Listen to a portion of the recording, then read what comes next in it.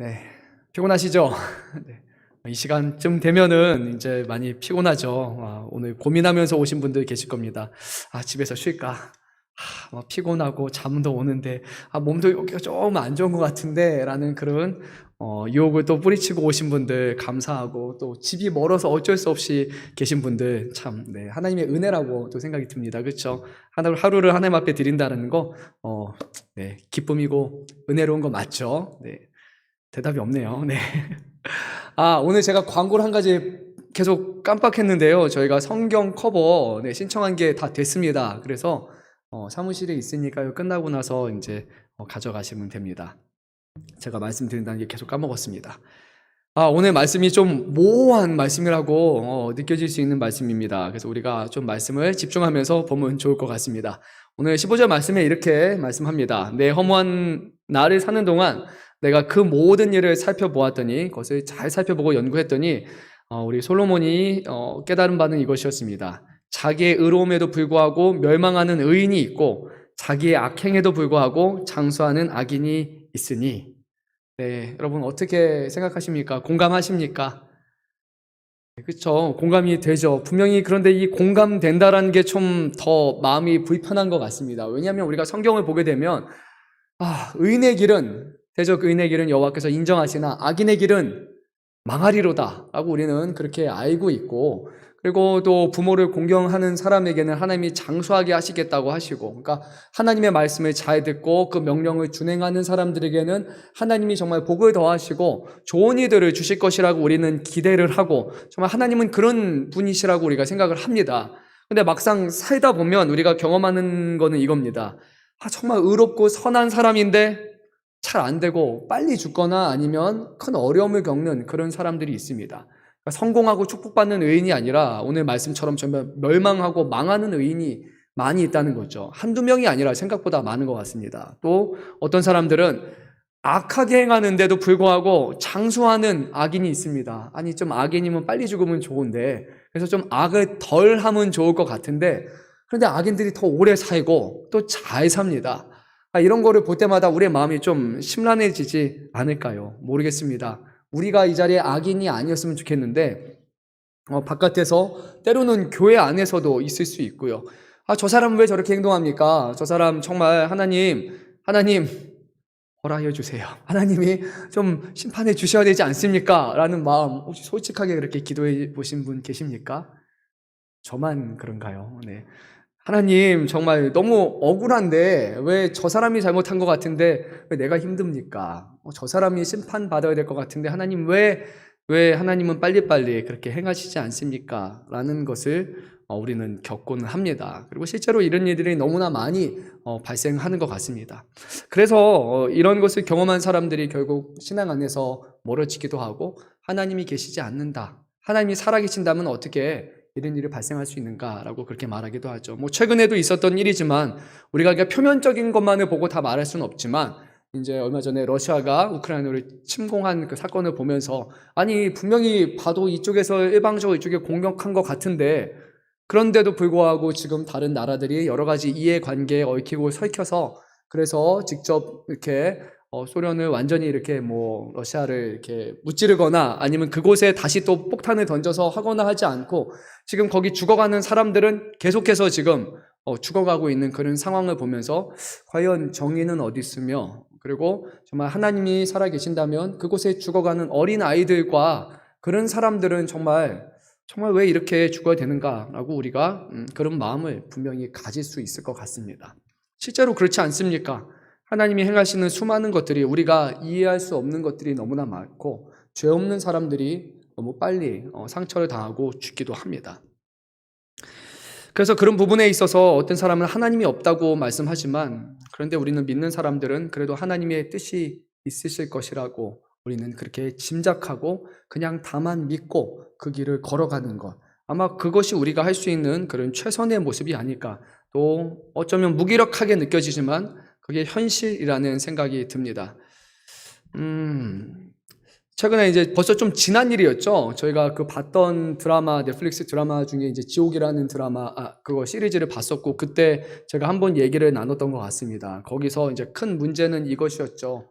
어린아이가 태어난 지 얼마 되지 않은 아이가 거기 이제 죽을 사인을 받게 되죠.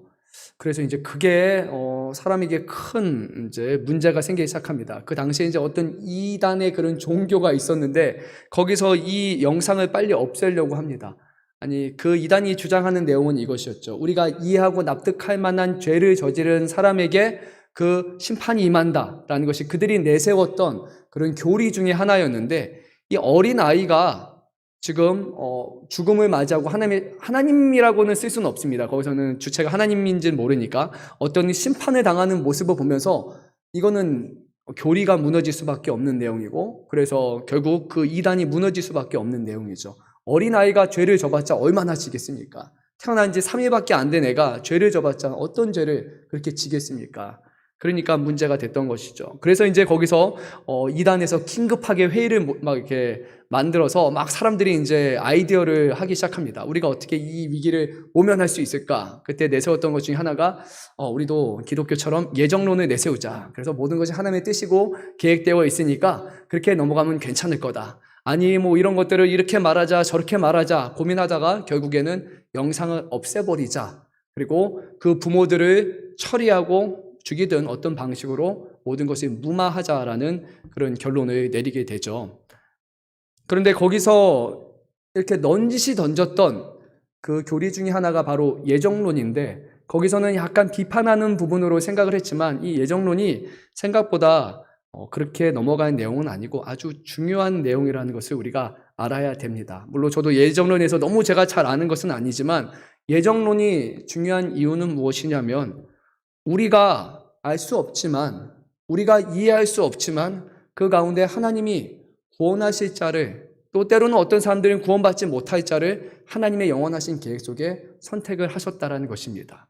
어떤 사람은 이렇게 생각할 수 있습니다. 하나님, 그러면 저 사람은 구원받고 저 사람은 구원받지 않은 이유가 무엇입니까? 하나님은 어떤 이유로 해서 저 사람은 선택하시고 저 사람은 택하지 아니하셨습니까? 라고 그것에서 불만을 토로할 수도 있겠지만, 우리가 아는 한 가지는 이것이죠. 하나님은 선한 사람을, 의로운 사람을 죽음으로 몰아가시고 그리고 지옥으로 던지시는 그런 하나님이 아니라는 것. 이것이 가장 중요한 전제일 것입니다. 하나님은 하나님을 사랑하는 사람을 사랑하시고 하나님은 의로운 사람을 사랑하신다는 것, 이것이 가장 중요한 전제일 것이죠. 그렇다면 어떤 사람이 때로는 빨리 멸망하거나 의로운 사람이 빨리 죽거나 생각보다 너무 이르게 그 사람이 죽거나 사고가 나간다고 해서 우리가 그 사람에 대해서 마음 아파할 수는 있지만 그 가운데 하나님이 계획하신 더 선한 뜻이 있고 그것이 그 사람에게 가장 유익한 것이고 하나님이 그것을 통해서 그 가정과 그리고 모든 것을 선을 이루어 주실 것이라고 우리는 기대할 수 있게 되는 것이죠. 만약에 우리가 예정이라는 것을 믿지 않는다라면 우리는 어떤 것에도 답할 수 없을 겁니다. 왜 의인이 죽습니까? 왜 악인은 잘 살고 있습니까? 그것에 대해서 아무것도 답할 수 없을 것입니다. 왜 어린아이가 일찍 죽어야 합니까? 우리는 뜻은 알 수 없지만 하나님의 계획 속에서는 그것이 가장 옳은 것이고 그것에 어떤 흠이 없다라는 것을 우리가 믿을 수 있기 때문에 우리는 그 하나님을 받아들일 수 있는 것이죠. 이 예정론과 관련돼서 이제 예정론을 이제 반대하는 천주교 같은 경우나 다른 부분에서 주장한 것은 결국 이것이었습니다. 뭐냐면 어린 아이들에게는 어린 아이들이 가는 연옥이 있다는 겁니다. 혹시 연옥이라는 거 들어보셨습니까? 연옥? 천주교에서는 이제 연옥이라는 것을 주장을 합니다. 뭐냐면 우리가 이제 죽으면 다 지옥으로 가거나 하는 것이 아니라 이제 잠깐 머무는 곳이 있는데 그곳이 연옥이라는 곳입니다. 이제 거기서 만약에 부모님들이 좀 신앙으로 구원받지 못한 사람이라 할지라도 아직 기회가 있습니다. 거기서 자녀들이 간절히 기도하거나 또는 중세시대처럼 자녀들이 헌금을 많이 하게 되면 그 연옥에 있는 부모가 천국을 갈 수 있는 기회가 있다라고 그렇게 천주교에서는 새로운 교리를 만들어서 주장하기도 하죠. 또는 아이들에 대해서 아이들이 들어가는 연옥이라는 곳이 따로 있다라는 그런 방식으로 그것을 이해하고 납득시키려고 합니다. 하지만 그것으로 충분히 모든 것을 답할 수 없을 것입니다. 어떤 것도 우리가 하나님의 계획과 뜻을 다 알 수 없기 때문에 왜 의인이 멸망하고 왜 악인이 장수하고 성행하고 잘 샀는지에 대해서 우리의 생각으로는 그것을 답할 수 없을 것이고 아마 우리가 마지막에 하나님을 만나는 그 순간에야 비로소 이해할 수 있을 겁니다. 아, 하나님, 그래서 그랬군요. 하나님이 이런 이유가 있어서 그랬군요. 제가 알지 못하고 제가 이해할 수 없는 것이었기 때문에 하나님은 그것을 감추셨고 오직 하나님의 지혜로 선하신 뜻으로 그 모든 것을 행하셨군요. 라고 아마 우리는 생각할 수 있을 것입니다. 예정론이 없다라면 어린아이가 죽어서 구원을 받는 것을 우리는 기대할 수 없을 것입니다. 우리가 예정론을 믿지 않는다라면 장애인들이, 정신지체아들이 죽어서 구원을 받는다라는 기대를 결코 가질 수 없을 것입니다. 하나님의 말씀을 들어보지도 않은 사람들, 그것을 이해할 수도 없는 사람들, 그들이 과연 어떻게 될 것인가에 대해서 우리는 아무것도 답할 수 없을 것입니다. 다만 하나님께서 악의 하나님이 아니라 선하신 하나님이라는 것, 하나님이 우리를 사랑하시사 우리를 구원하시기 위해서 자신의 아들의 생명을 내어줄 만큼 우리를 끝까지 사랑하시는 그 하나님이시라면 하나님의 마음은 우리를 심판하기보다는 우리를 구원하기를 기뻐하시는 하나님이기 때문에 그 모든 하나님의 계획 속에서 하나님은 하나하나 가장 좋은 길로, 구원의 길로 인도하실 것이라고 우리는 기대할 수 있을 것 같습니다. 그래서 표면적으로 안 된다 할지라도 안타까울 수도 있겠지만 그래도 우리는 하나님께 맡겨야 되는 그런 마음을 가져야 되는 것 같습니다. 물론 제가 멸망하는 사람이고 고통스러워하고 힘들어하는 사람이라면 하나님 앞에 때로는 하나님 왜 그렇습니까? 라고 하나님 앞에 그렇게 물어볼 수는 있겠지만 그 가운데서도 하나님의 뜻이라면 우리가 그것을 인정하고 이해하고 그것을 이겨낼 수 있는 믿음을, 주님을 향한 신뢰함을 끝까지 잃지 않게 해달라고 구하는 것이 아마 가장 좋은 것이 아닐까 저는 생각해 봅니다. 16절과 17절 말씀 우리가 한번 읽어보도록 하겠습니다. 지나치게 의인이 되지도 말며 지나치게 지혜자도 되지 말라. 어찌하여 스스로 패망하겠느냐? 지나치게 악인이 되지 말며 지나치게 우매한 자도 되지 말라. 어찌하여 기한 전에 죽으려고 하느냐? 도대체 뭐가 되라는 겁니까? 그렇죠? 말이 좀 그렇죠? 의인이 지나치게 의인이 돼서도 안 되고 지나치게 악인이 돼서도 안 된다. 그러면 중간에 위치하면 되는가? 중도에 있으면 되는가? 오늘 성경은 그것을 말씀합니까? 그것은 아닙니다.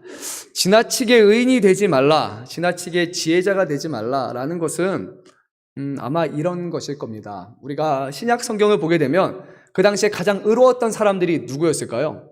예수님 오실 당시에 그 당시의 기준으로 가장 의로웠던 사람들은 예수님의 제자가 아니라 바로 바리새인들이었죠. 그리고 서기관들이었죠. 그들이 율법을 지키고 행동하는 사람들이 바로 그 당시의 기준으로는 가장 선하고 가장 지혜롭고 가장 의로운 사람들이었습니다. 바리새인들은 일주일에 2번이나 날을 정해서 금식하는 사람들이었고 늘 기도하고 늘 하나님의 율법과 말씀으로 살려고 했던 사람들입니다. 그런데 이 땅에 오신 예수님은 뭐라고 말씀하셨냐면 너희가 삼가 바리새인들, 서기관들 그들의 누룩을 너희가 삼가라라고 말씀하지 않았습니까?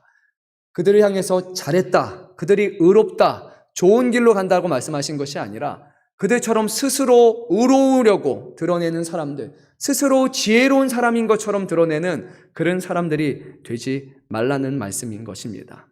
우리가 의로워지는 것을 거부하는 말씀이 아니라 내가 다른 사람 보기에 너무 의로운 사람이 되는 것, 그것을 하지 말라는 겁니다. 그렇게 되면 우리에게 발생하는 문제가 이것이죠. 잘 아는 말씀이죠. 요한복음 8장에 보게 되면 현장에서 가늠하다가 잡힌 한 여인이 있었습니다.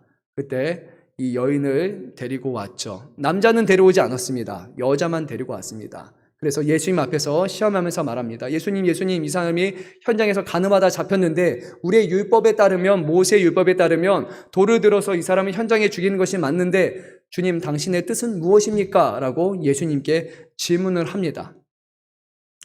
그들의 생각을 보게 되면 돌로 쳐서 죽이는 것이 맞다라는 겁니다. 그런데 그들은 실제로 돌로 죽이지 않고 지금 예수님께 데리고 와서 예수님을 시험하면서 물어보고 있습니다.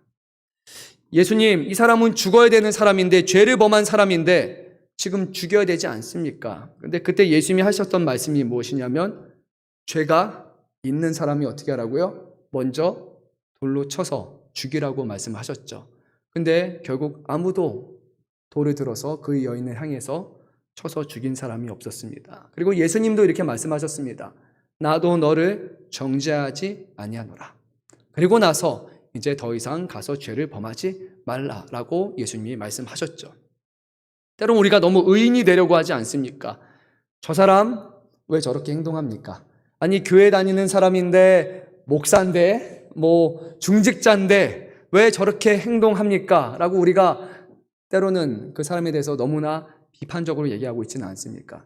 그런데 정작 나에게 있는 들보, 나에게 있는 연약함, 나에게 있는 부족함은 생각하지 않은 채 저 사람에게 있는 잘못만 엄청나게 눈에 잘 보이는 겁니다. 왜 저렇게 말을 합니까? 왜 매너가 없습니까? 왜 화를 냅니까? 왜 사람이 그렇습니까? 라고 말한 채 그 사람 앞에서 그 사람에 대해서는 지나치게 의인이 되려고 하는 모습이 혹시 우리 가운데 있지는 않습니까? 지나치게 성경을 잘 아는 지혜로운 사람이 되어서 다른 사람을 판단하는 데에 대해서만 잘하는 사람이 되고 있지는 않습니까? 그렇게 된다면 오늘 16절 말씀에서는 이것은 스스로 패망하는 것이라고 성경은 말씀하고 있습니다. 너무 의인이 돼서는 안 됩니다. 교회 안에서 때로는 우리의 실수와 우리의 잘못들도 알면서도 넘어가주는 사람. 그렇다고 해서 그 사람의 죄를 이해하고 인정하는 사람이 돼서는 안 되지만 그 사람의 죄가 잘못됐다는 것을 너무나 알고 마음 아파야 해내는 것은 많지만 그 죄로 인해서 그 사람 자체를 혐오하거나 미워해서는 안 된다는 겁니다. 왜냐하면 저와 여러분, 우리 죄 안 지르는 사람이 과연 어디 있습니까? 하나님 앞에서 정말 우리가 저 죄 없는 사람입니다, 저 떳떳한 사람입니다 라고 말할 수 있는 사람이 과연 어디 있겠습니까? 아무도 없습니다. 우리 오늘 말씀 한번 읽어볼까요? 20절 말씀 한 목소리로 한번 읽어보도록 하겠습니다. 선을 행하고 전혀 죄를 범하지 아니하는 의인은 세상에 없기 때문이로다.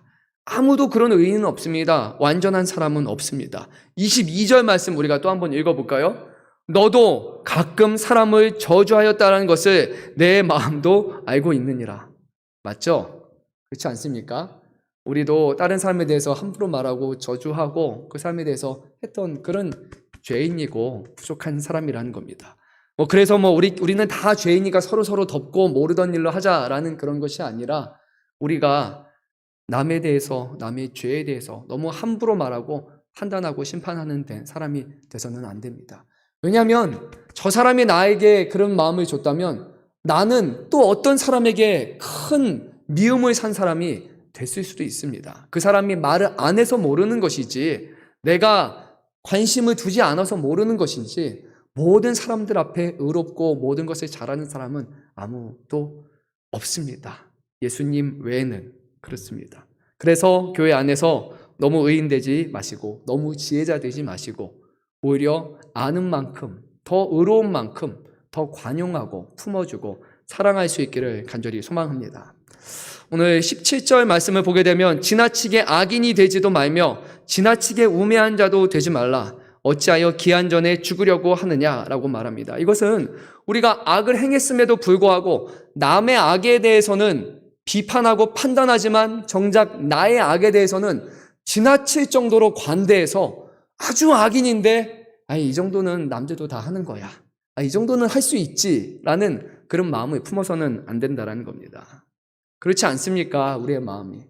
저는 최근에 제가 얼마나 죄를 많이 저지른 사람인지를 최근에 또 많이 깨닫고 있습니다. 이제 어떻게 하다가 예전에 지었던 죄가 하나가 딱 떠올랐는데요. 그때는 몰랐습니다. 그냥 너무 어렸던 나이니까 이게 저 사람에게 저만큼의 상처를 줬었다라는 것을 생각하지 못했는데 갑자기 주마등처럼 떠오르는 기억이 있지 않습니까? 그러면서 정말 그때 내가 나빴다, 진짜 못됐다 라고 생각하다가 그거를 또 생각하다 보니까 그거에 꼬리를 물고 다른 사건들이 막 생각이 나는 겁니다.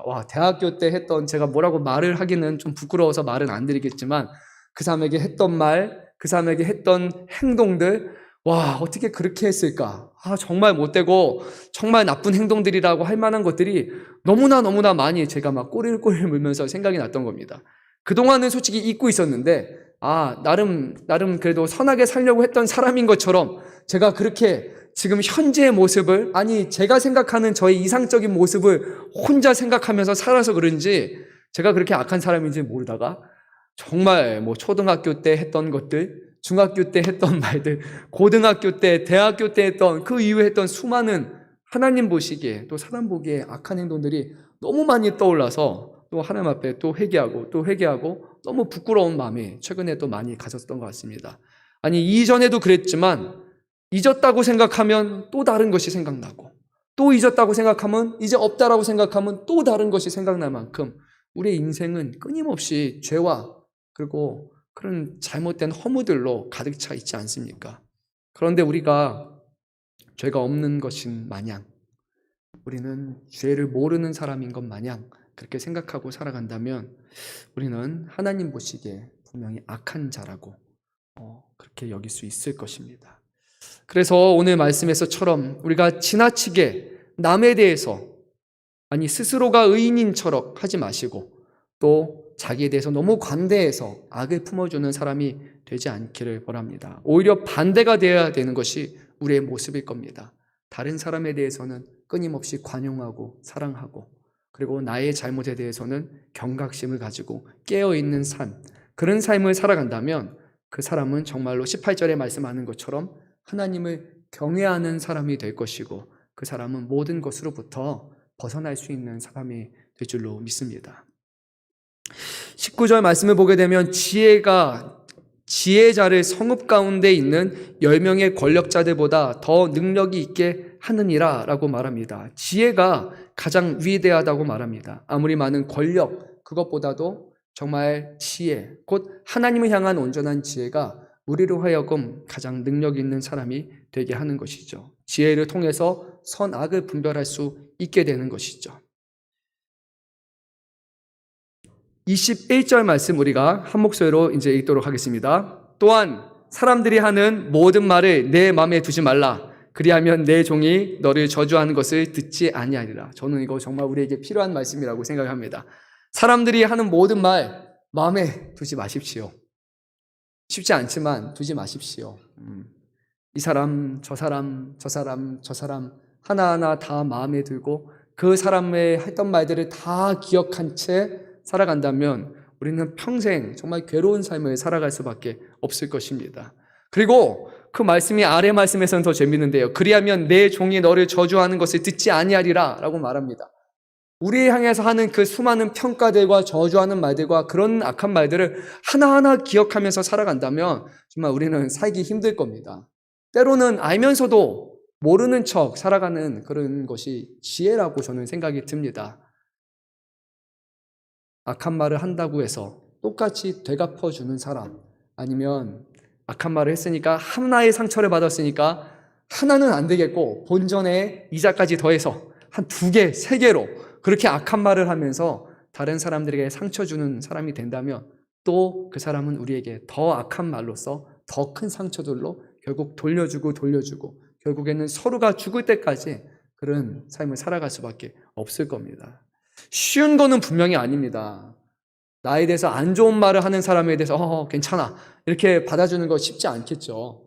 악한 말하고 소문을 만들어내고 미운 행동을 한다고 해서 그냥 다 품는 것 분명히 쉽지 않을 겁니다. 하지만 그렇게 하는 것이 하나님이 우리에게 원하시는 것이기 때문에, 그리고 그렇게 하는 행동이 있어야 교회가 분열하지 않고 세워질 것이기 때문에 우리는 그렇게 행하는 것이 옳습니다.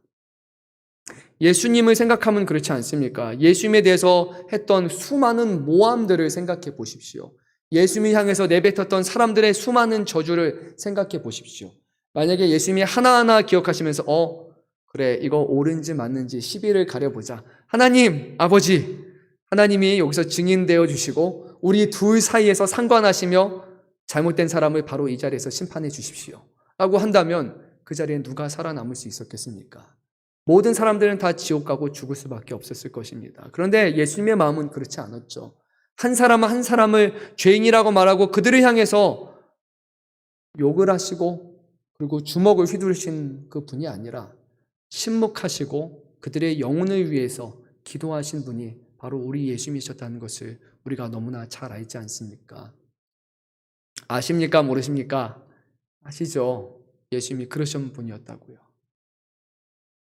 빌라도 앞에서도 아무런 말씀 하시지 아니하신 분이 예수님이셨지 않습니까? 십자가 앞에서도 우리를 향해서 저주하신 것이 아니라 영혼을 맡기신다고 말씀하신 분이 우리 예수님이 아니십니까? 그래서 우리는 그런 삶을 살아갈 수 있도록 끊임없이 노력을 해야 되는 것 같습니다. 교회 안에서 서로를 좀 더 관용하고 좀 더 이해하고 사랑을 행하면 좋을 것 같습니다. 그래서 그런지 성경 안에서는 이 예수님의 사랑을 경험한 사람들이 많아서 그들이 사랑의 주장을 하게 합니다. 사도 바울도 우리가 잘 아는 대로 고린도전서 13장 사랑의 자랑이라고 알려진 그곳에서 믿음과 소망과 사랑에 대해서 말하면서 결국 그 중에 제일은 사랑이라. 왜냐하면 이것은 하나님의 사랑이고 영원히 사라지지 않는 것이기 때문에 사랑에 대해서 말합니다. 그가 사랑을 말할 수 있었던 그 이유는 바로 바울이 사랑을 경험했기 때문이죠. 예수님을 모함하고 예수님이 믿었던 사람을 죽이었던 자가 바로 바울이었지만 하나님은 그 바울까지도 품으시고 사랑하셨기 때문에 그 사랑으로 인해서 바울이 주님을 위해서 죽을 수 있는 사람이 되었던 것입니다. 사도 요한은 또 그렇지 않습니까? 불과 같은 사람, 울의 아들이라고 불렸던 그 사람이 늘 사랑, 늘 사랑을 주장할 수 있는 이유는 그가 주님을 배반했지만, 그가 주님을 위해서 대신 죽지는 못했지만 주님이 십자가 달리시는 그곳에 나도 십자가에 못 박혀 주십시오, 나도 그의 제자입니다라고 말하지 못했지만 그럼에도 불구하고 예수님은 부활하사 다시 그를 만나주시고 사랑을 베풀어 주시고 그에게 사명을 주셨기 때문에 사랑을 주장할 수 있는 것 아닙니까? 그뿐만이 아니죠. 우리가 가장 잘 아는 사람 베드로는 또 어땠습니까? 예수님을 3번이나 부인하지 않았습니까? 부활하신 예수님께서는 내가 나를 사랑하느냐라고 3번 물어보시면서 그의 상처와 그의 부정을 회복시켜 주시지 않았습니까? 하나님이 그를 사랑한다는 것을 깨닫게 하지 않았습니까? 그래서 베드로는 자신의 마일력, 마지막 나이가 들었을 때 이렇게 고백하지 않습니까? 사랑은 허다한 죄를 덮느니라 라고 그가 고백하지 않았습니까? 그 뜨거웠던 사람, 그 불같았던 베드로조차도 마지막에 그가 전했던 메시지는 하나님의 사랑이고 그 사랑이 교회 안에 머물러 있을 때만 사람들의 연약함과 사람들의 죄와 우리의 그런 모습들을 덮고 가리우고 그리고 용서해서 교회가 세워질 수 있다라고 그가 말하지 않았습니까? 오늘 우리의 삶을 한번 돌아볼 수 있기를 바랍니다. 우리가 지나치게 의롭거나 또 우리가 스스로에 대해서 너무 관용하는 삶보다 정말 우리에게 필요한 것은 하나님의 사랑의 마음을 우리에게 달라고 또 우리가 기도하기를 원합니다. 그리고 그 사랑으로 인해서 정말 우리가 서로를 품고 서로를 이해하고 아껴주는 그 사랑 안에서 정말 우리 교회가 올 한 해 동안 그동안 혹시 우리 안에 있었던 상처들도 하나님이 회복시켜 주시고 화목하게 하여 주시고 정말 하나님의 사랑이 우리 안에서 넘쳐나서 그 사랑으로 정말 교회도 변화되고 우리의 모든 가정들이 변화되는 그런 은혜가 있기를 간절히 소망합니다. 정말 서로를 얼굴 볼 때마다 찡그리는 얼굴이 아니라 서로를 기쁘게 바라보고 사랑하는 눈으로 바라보고 서로에 대해서 관심을 갖고 서로를 위해서 기도하고 정말 그 영혼까지도 품어줄 수 있는 그런 사랑의 모습이 그냥 성경 어디에만 나오는 그런 아주 이상적인 그런 사랑이 아니라 주님께서 우리에게 보여주셨던 것 같은 아주 명백한 그런 사랑의 모습으로 다시 한번 세워줄 수 있기를 간절히 소망합니다. 한번 옆 사람 바라보면서 약간 그래도 가능하면 여성분은 여성분끼리 남성분은 남성분끼리 바라보면서 사랑합니다 한번 이렇게 고백해 볼까요? 사랑합니다. 네. 안 하시는 분은 집에서도 평소에 잘 안 하시는 분이신 거죠. 그렇죠? 사랑한다는 말이 참 불편하게 느껴지지 않기를 바랍니다. 정말 사랑한다라는 말을 기쁘게 할 수 있게 원하고, 그리고 사랑의 마법은 뭐냐면요, 사랑한다는 말을 하면요 정말 사랑하는 마음이 생기는 것 같아요. 사랑합니다라고 말하면 사랑합니다가 아니고 정말 더 사랑하게 되고 그 사람이 더욱더 관심을 품게 되는 것이 사랑이잖아요. 그래서 하루에 한 번이라도 서로를 바라보고 사랑한다라고 그렇게 말하면 좋을 것 같습니다. 우리 사론이도 증인이에요. 그래서 저도 사론이한테 사랑한다는 말 자주 하고, 그래서 우리 사론이도 저한테 사랑한다는 말만 잘 하는 것 같습니다. 네. 정말 사랑한다는 말, 그것이 주님이 우리에게 주셨던 그 메시지인 것처럼 사도 요한이 말한 것 같이 하나님의 사랑이 우리 가운데 있다면 그 사랑이 서로를 사랑하는 가운데서 드러난다고 말했던 것처럼, 정말 우리가 저주하기보다는, 죄를 지적하기보다는, 스스로 의로워지기보다는 하나님의 사랑 안에 하나 되는 그런 교회 될 수 있도록 함께 기도하시고 그런 은혜가 넘치는 교회 되기를 간절히 소망합니다. 시간 우리가 함께